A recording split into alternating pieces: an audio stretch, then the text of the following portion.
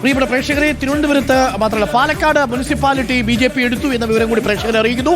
പാലക്കാട് മുനിസിപ്പാലിറ്റിയിൽ ബി.ജെ.പി. പാലക്കാട് ഒന്നും തന്നെ സംഭവിച്ചിട്ടില്ല.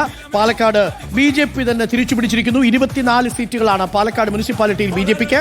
15 ഇടങ്ങളിൽ യു.ഡി.എഫ്, 9 ഇടങ്ങളിൽ എൽ.ഡി.എഫ്. പാലക്കാട് നിലനിർത്തി. തിരുവനന്തപുരം നേടാൻ പോകുന്നു. തിരുവനന്തപുരത്ത് വീണ്ടും പ്രകടനം. 46 ഇടത്താണ് എൻ.ഡി.എയുടെ ലീഡ്. 46 മാറി. അതായത് കേവല ഭൂരിപക്ഷത്തിന് 5 സീറ്റുകൾ മാത്രം. കേവല ഭൂരിപക്ഷത്തിന് 5 സീറ്റുകൾ മാത്രം. പ്രിയപ്പെട്ട പ്രേക്ഷകർ, ഈ തെരഞ്ഞെടുപ്പിലെ ഏറ്റവും വലിയ ഹൈലൈറ്റ് ഒന്ന് യു.ഡി.എഫിന്റെ കൊടുങ്കാറ്റ്, രണ്ടാമത്തത് തിരുവനന്തപുരം കോർപ്പറേഷൻ ബി.ജെ.പി. പിടിക്കുന്നു. അത് മാത്രമല്ല എൽ.ഡി.എഫ് തകർന്നടിയുന്നു എന്നുള്ളതാണ്. തിരുവനന്തപുരം കോർപ്പറേഷൻ എങ്ങനെ തകർന്നടിയുന്നു? അവിടെ എത്ര വർഷമായി?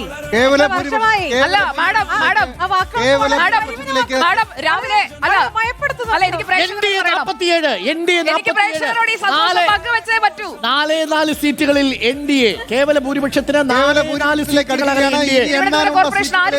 ഇനി എണ്ണാനുള്ള 6-7 സീറ്റുകളിൽ 3 എണ്ണമെങ്കിലും എൻ.ഡി.എയുടെ ശക്തി കേന്ദ്രങ്ങളാണ്. 51 സീറ്റിലേക്ക് എൻ.ഡി.എ എത്തും എന്നുള്ളതാണ് ഏറ്റവും കൃത്യമായ വിവരം. അങ്ങനെ സുരേഷ് ഗോപി തൃശ്ശൂർ എടുത്തു, തിരുവനന്തപുരം തിലകമണിയുമെന്ന് പറഞ്ഞു. തിലകമണിയുന്നു. തിരുവനന്തപുരം കോർപ്പറേഷൻ ആദ്യമായി ബി.ജെ.പിയുടെ കയ്യിലേക്ക്. അദ്ദേഹത്തിന്റെ റോള് പാർട്ടി വളർത്തലാണ്, കുത്തിത്തിരിപ്പല്ല. തൃശ്ശൂർ എന്താ വളർന്നില്ലേ? വളർന്നല്ലോ, എം പി ആയല്ലോ, മന്ത്രിയായല്ലോ, കേന്ദ്രമന്ത്രി. ഇപ്പോൾ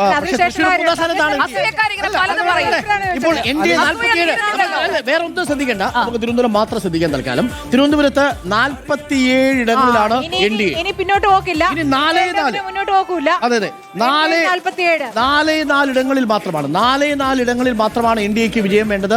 ആ 4 സീറ്റുകൾ കൂടി കിട്ടിയാൽ ഒന്ന് പറഞ്ഞോട്ടെ, കുന്നത്തനാട്ടിലും 2020 ഔട്ട്. കുന്നത്തനാട്ടിലും പോയാ? കുന്നത്തനാട്ടിലും അപ്പൊ ഐക്യം യു.ഡി.എഫ് തിരിച്ചു പിടിച്ചിരിക്കുന്നു. കുന്നത്തനാട് 12-8 കുന്നത്തനാട് യു.ഡി.എഫ് തിരിച്ചു പിടിച്ചു. 2020 പ്രഭാവം മങ്ങുന്നു എന്നതാണ് ഈ തെരഞ്ഞെടുപ്പിലെ മറ്റൊരു പ്രത്യേകത. ഈ തെരഞ്ഞെടുപ്പ് ഒട്ടേറെ പ്രധാനപ്പെട്ട വിവരങ്ങൾ നൽകുന്നുണ്ട്. അതിലൊന്ന് യു.ഡി.എഫിന്റെ വലിയ തിരിച്ചുവരവാണ്, യു.ഡി.എഫിന്റെ കൊടുങ്കാറ്റാണ്, യു.ഡി.എഫിന്റെ തേരോട്ടമാണ്. 2 എൽ.ഡി.എഫിന്റെ ശക്തി കേന്ദ്രങ്ങളും കോട്ടകളും അടിപതറിയിരിക്കുന്നു. ഗ്രാമപഞ്ചായത്തുകളിലടക്കം യു.ഡി.എഫിന് മേൽക്കൈ നേടാൻ സാധിച്ചിരിക്കുന്നു. 2 എൻ.ഡി.എയുടെ പടർച്ചയാണ് മറ്റൊരു ശ്രദ്ധേയമായ കാര്യം. 3 2020യുടെ പ്രഭാവം മങ്ങുന്നു എന്നതാണ് മൂന്നാമത്തെ പൊളിറ്റിക്കൽ റിയാലിറ്റി. പാലക്കാട് കഴിഞ്ഞ ദിവസം രാഹുൽ മങ്കൂട്ടത്തിലെ ബൂത്തിലേക്ക് ആനയിച്ച പ്രശോഭ എന്ന യു.ഡി.എഫിന്റെ സ്ഥാനാർത്ഥി ആ ബൂത്തിൽ 8 വിജയിച്ചു. കുന്നത്തനാട്ടിലും 2020 ഔട്ട്. പാലക്കാട് നഗരസഭയിൽ കംഫർട്ടബിൾ ആയ വിജയത്തിലേക്ക് ബി.ജെ.പി. എത്തുന്നു. 25 ഇടങ്ങളിൽ പാലക്കാട് നഗരസഭയിൽ ബി.ജെ.പി. പാലക്കാട് നഗരസഭ, പാലക്കാട് മുനിസിപ്പാലിറ്റി ഇക്കുറിയും ബി.ജെ.പിക്കൊപ്പം തന്നെ. ഇപ്പോൾ ആഘോഷം തുടങ്ങിക്കഴിഞ്ഞു. എലപ്പുള്ളി പഞ്ചായത്തിലെ പഞ്ചായത്ത് പ്രസിഡന്റ് രേവതി ബാബു ബ്രൂവറിക്കെതിരെ സമരം നയിച്ച, അല്ലെങ്കിൽ അതിൽ നോട്ടീസിന് മറുപടി അയച്ചതിനെ കുറിച്ച് കള്ളം പറഞ്ഞ രേവതി ബാബു തോറ്റു. ഇപ്പോൾ പ്രിയപ്പെട്ട പ്രേക്ഷകരെ, മായാവി തോറ്റു കേട്ടു. മായാവി കൂത്താട്ടുകുളം നഗരസഭയിലെ നമ്മുടെ മായാവി തോറ്റു. എടയാർ വെസ്റ്റ് വാർഡ് CPS ചാടുകയാണ്.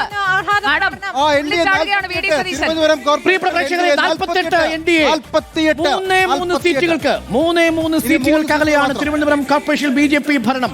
3 സീറ്റുകൾക്കകലെയാണ് തിരുവനന്തപുരം കോർപ്പറേഷനിൽ ബി.ജെ.പി. ഭരണം. തലസ്ഥാനം കാവിക്കുറി അണിയുന്നു, തലസ്ഥാനം കാവി പുതയ്ക്കുന്നു. തലസ്ഥാനത്ത് ബി.ജെ.പിയുടെ വിളയാട്ടമാണ്, എൻ.ഡി.യുടെ വിളയാട്ടമാണ്. തലസ്ഥാനത്ത് എല്ലാ ഭാരതാംബയുടെ ചിത്രം വെച്ചപ്പോൾ എതിർത്ത മന്ത്രി വി ശിവൻകുട്ടി എവിടെ? 65 സീറ്റ്. എൻ.ഡി.എ 48, എൽ.ഡി.എഫ്